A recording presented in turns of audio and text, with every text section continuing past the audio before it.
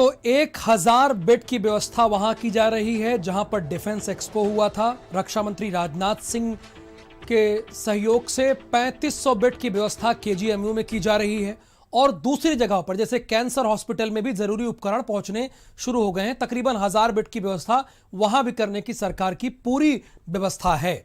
तो यूपी में कोरोना मरीजों के आंकड़े लगातार बढ़ रहे हैं। 24 घंटे में 27,426 कोरोना के केस आए हैं। ये रिकॉर्ड बढ़ता ही जा रहा है और ये बहुत चिंता की बात है। लेकिन उत्तर प्रदेश में स्वास्थ्य महकमा इस वक्त अलर्ट दिखाई दे रहा है, संजीदा दिखाई दे रहा है।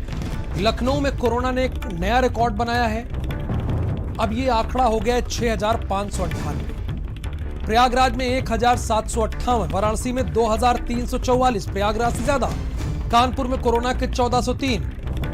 और इन 24 घंटों के अगर आंकड़े की बात करें और मौतों की बात करें तो 103 लोगों की जान गई है। यानी पिछले के मुकाबले जो पिछली वेव आई थी उसके मुकाबले डेथ रेट ज्यादा है। लखनऊ में 24 घंटे में 35 मरीजों की मौत हुई है। ये तो सरकारी आंकड़ा है जो हम आपको दे रहे हैं।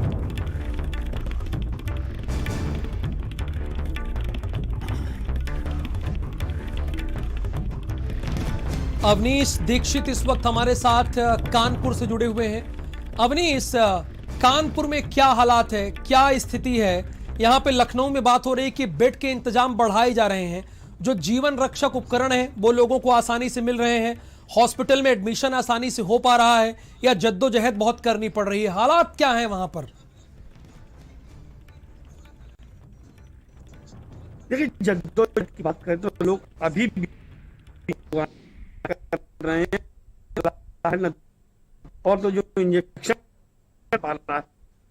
वाली बात ये है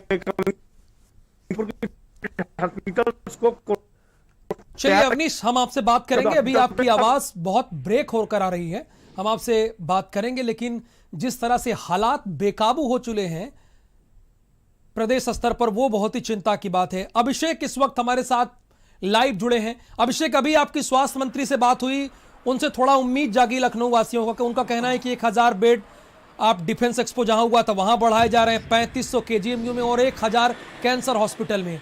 लेकिन जो अभी भी जरूरी चीजें हैं, जीवन रक्षक चीजें हैं, उपकरण हैं, वो लोगों को नहीं मिल पा रही। उनकी ब्लैक मार्केटिंग अभी भी लखनऊ में हो रही है।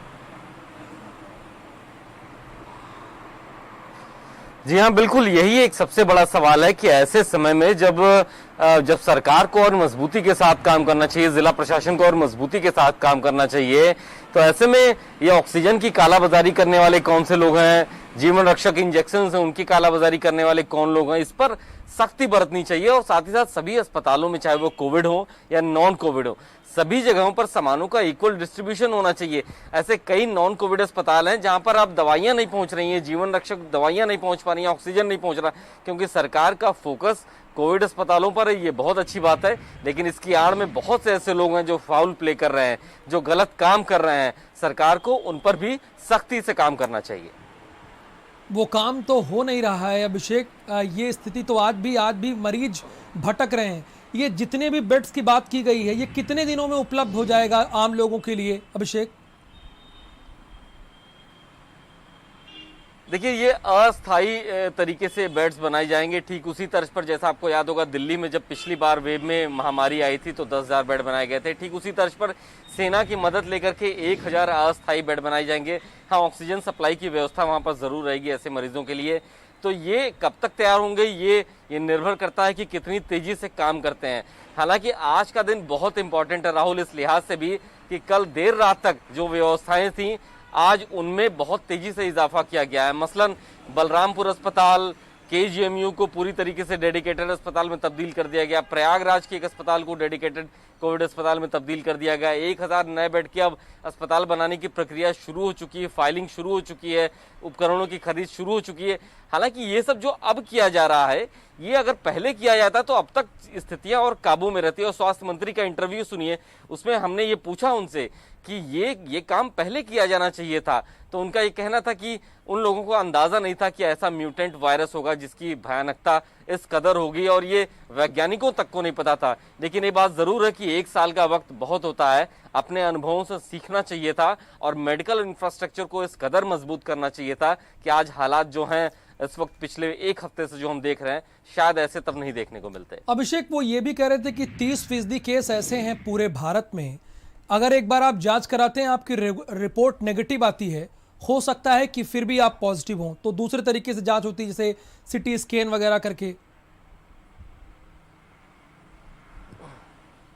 जी हाँ, बिल्कुल यही, और इसीलिए ये सवाल वाजिब है। कई ऐसे वैज्ञानिक और देश के कई राज्यों में ये सवाल उठ रहा है कि RT-PCR टेस्ट की वैधानिकता कितनी है, कितना सही है ये, कितना ऑथेंटिक है ये, इस बात को लेकर सवाल उठ रहा है। क्योंकि जो वायरस का नया म्यूटेंट स्ट्रेन है, ये आसानी से पकड़ में नहीं आ रहा है। एंटीजन टेस्ट को अब अस्पतालों में बहुत ज़्यादा उपयोगी नहीं माना जा रहा है, वो बहुत ज़्यादा उपयोगिता उनकी साबित नहीं हो रही, सिर्फ और सिर्फ RT-PCR टेस्ट को ही उपयोगी माना जा रहा है। लेकिन अब उस पर भी सवाल उठ रहे हैं। बहुत से ऐसे मरीज RT-PCR टेस्ट कराते हैं एक लैब से, वही दूसरे लैब से कराते हैं, कुछ घंटों बाद तो अलग रिपोर्ट आती है। तो RT-PCR टेस्ट जो ICMR के जो गाइडलाइंस हैं, CT वैल्यूज हैं जो बार बार बदल रही हैं, इन सब को लेकर के देश के वैज्ञानिकों को एकमत होना पड़ेगा और कुछ एक ऐसी व्यवस्था बनानी पड़ेगी ताकि हम स्पष्ट कर पाएं कि कोविड-19 से संक्रमित व्यक्ति किसे कहा जाए। ठीक है, बिल्कुल सही बात आप कह रहे हैं। जो हालात है वो यही बता रहे हैं। नरेंद्र हमारे साथ मेरठ से जुड़े हैं। नरेंद्र, मैं आपसे यही जानना चाहता हूं कि मेरठ की स्थिति क्या है।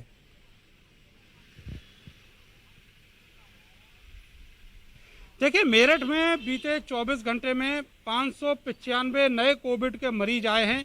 जहां तक बात करें संक्रमण की स्पीड की, वो बहुत तेजी से फैल रहा है। 60% से ज़्यादा इजाफा केवल 24 घंटे के अंदर हुआ है। समझा जा सकता है कि हालात कितने ज़्यादा गंभीर हैं। ऐसे में जितने भी प्रयास हैं वो केवल पुलिस की तरफ से चल रहे हैं। पुलिस इस तरीके से सड़क पर खड़ी हुई है और लगातार कोशिश कर रही है, लोगों को सचेत कर रही है कि वो मास्क पहने, और खुद भी जो पुलिसकर्मी है मास्क लगाए हुए हैं। आप ये बताइए कि यहाँ पर जो आप कैंपेन चला रहे हैं, जो अभियान चला रहे हैं, क्या कहना पड़ता है, किस तरह की दिक्कतें हैं, लोग कैसे नहीं मान रहे? माइक से अनाउंसमेंट करते हैं कि सभी लोग मास्क पहने, कोविड-19 के नियमों का पालन करें। लेकिन लोग मानते हैं क्या? कुछ लोग मानते हैं, कुछ अभी अनदेखी कर रहे हैं। चालान भी हो रहा है उनका? चालान भी हो रहे सर। देखिए, ये चालान की कीमत है वो अब 1000 रुपये कर दी गई है, और अगर दूसरी बार चालान होता है तो 2000 रुपये लोगों को देने पड़ेंगे। लेकिन उसके बावजूद भी बहुत सारे ऐसे लोग हैं जो कोविड के नियमों का पालन नहीं कर रहे। आप देखिएगा, अभी मास्क पहना है, 2 लोग हैं नीचे रखे हुए थे, जेब में मास्क रखे हुए थे, जब यहाँ पर पुलिस को देखा है उसके बाद मास्क पहना है। ये आदतें हैं लोगों की, लोग सुधरने को तैयार नहीं, बदलने को तैयार नहीं। पूरा शहर जो है वो महामारी की चपेट में है, और आप कहीं भी जाएंगे, किसी भी इलाके में, मेरठ में ऐसे हालात हैं कि हर जगह, हर कॉलोनी, हर गली में, हर अपार्टमेंट में, हर सोसाइटी में जो लोग हैं वो कोविड के पेशेंट हैं। निकलना दूभर हो गया है, और सबसे बड़ी बात यह है कि जो स्वास्थ्य महकमा है कॉन्टैक्ट ट्रेसिंग नहीं कर पा रहा। उनके पास इतना ज़्यादा मैन पावर नहीं रह गया है कि वो कोरोना से संक्रमित हुए लोगों के आसपास के लोगों को तलाश सके। इसीलिए केवल होम आइसोलेशन दिया जा रहा है, वो भी लोग अगर अपनी तरफ से फ़ोन करके कह रहे हैं तब। लेकिन ना तो मेडिकल की टीम मरीज तक पहुंच रही है, और ना ही जो कॉन्टैक्ट ट्रेसिंग है वो हो पा रही है। समझा जा सकता है कि राहुल, ऐसे हालात में, इतने गंभीर हालात में, आखिर ये जो कोरोना की चेन है ये कैसे टूटेगी। हालात बहुत कम समय में बहुत ज़्यादा बेकाबू हो चुके हैं और संभलना बेहद मुश्किल है। अभी तो जो बेड्स की तादाद है अस्पतालों में वो है पर्याप्त, लेकिन जिस स्थिति से ये हालात बिगड़ रहे हैं, बदल रहे हैं, समझा जा सकता है कि 8 दिन बाद बेड नहीं मिलने वाले मेरठ में, जिस स्पीड से कोरोना ने अपना दायरा बढ़ाया है। राहुल, यानी बेड पर्याप्त रूप में है, टेस्टिंग आसानी से हो जा रही है, वैक्सीनेशन भी हो रहा है आपके यहाँ? बिल्कुल राहुल, टेस्टिंग भी हो रही है और वैक्सीनेशन भी हो रहा है, लेकिन टेस्टिंग केवल वहीं पर हो रही है जहां पर पहले से सेंटर बने हुए हैं। कोई नई जगह ऐसी नहीं बनाई गई जहां पर टेस्टिंग जो है आम पब्लिक के लिए खोली जाए। जो PSC CSC हैं वहां पर ही टेस्टिंग हो रही है, और वहां भी उतनी बड़ी तादाद में टेस्टिंग नहीं हो रही जितनी बड़ी तादाद की आज ज़रूरत है। कोरोना ने सारे रिकॉर्ड तोड़ दिए हैं। कल जो 595 मरीज आए हैं वो अब तक का रिकॉर्ड है पिछले सीजन में, और जो दूसरी वेव आई है उस सीजन में। अभी तक इतने मरीज जो हैं वो मेरठ में नहीं मिले हैं। कल मेडिकल कॉलेज में 8 लोगों की मौत हुई है, जिनमें से 4 अलग अलग जिलों के थे और 4 केवल मेरठ के थे। आप रेशियो समझ लीजिए कि हर शहर में, चाहे मेरठ से लगे हुए जितने भी शहर हैं, 200, 150, 200, 250 इस तरीके से केसेस जो हैं वो रोज निकलकर सामने आ रहे हैं और लगातार मौतों का जो सिलसिला है वो भी जारी है। इसको रोका कैसे जाएगा, इसके लिए कोई स्ट्रेटजी नहीं है। स्वास्थ्य महकमा जितनी क्षमता उसकी है उसी क्षमता से बहुत काम कर शुक्रिया रहा है, इस लेकिन जानकारी के लिए नरेंद्र और अभिषेक, आपका भी जानकारी